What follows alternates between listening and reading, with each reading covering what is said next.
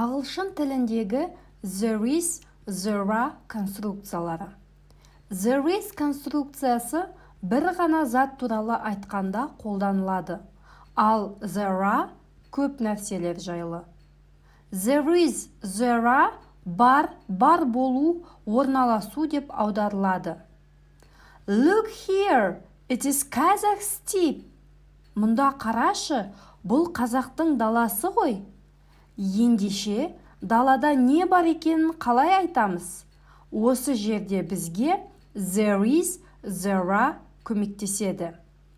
There is a horse in the steppe. There are horses in the steppe.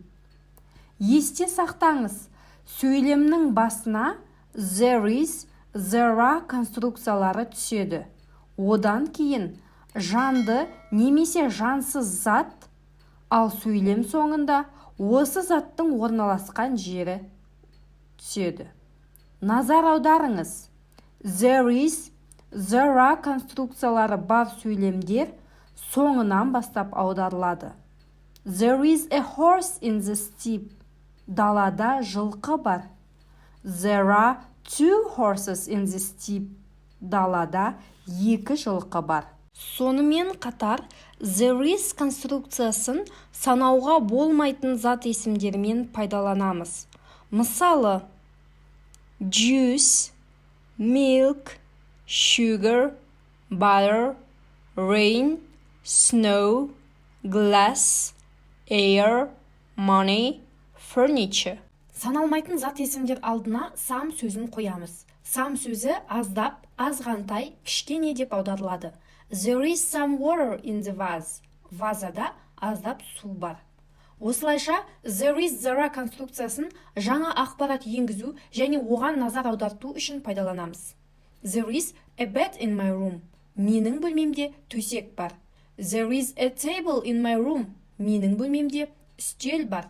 There is a lamp on the table. Үстел үстінде шам бар.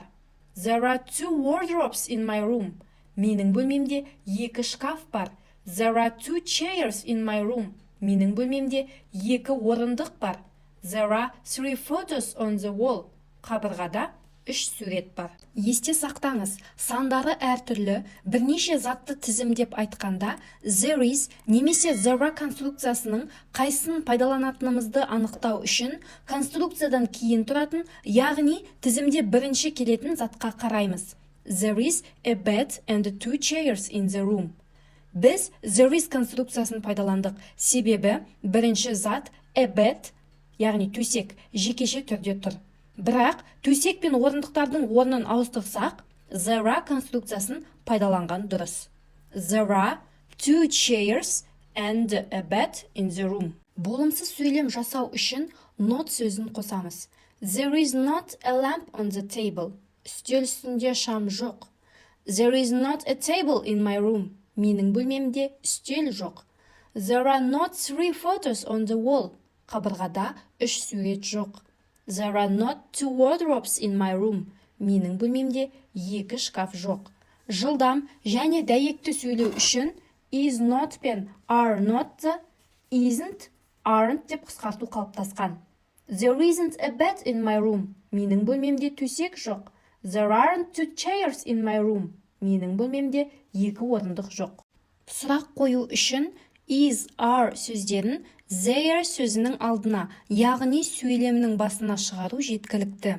Ал қысқа жауап yes, no сөздерінен және конструкцияның өзінен тұрады. Is there a table in my room? Yes, there is. Is there a lamp on the table? No, there isn't. Are there two wardrobes in my room? Yes, they are. Are there three photos on the wall? No, they aren't. Осымен there is, there are конструкциясына арналған сабағымыз аяқталды. Менімен бірге болғандарыңызға рахмет. Видеоға лайк басып, каналға тіркелуді ұмытпаңыздар. Келесі кездескенше, see you later.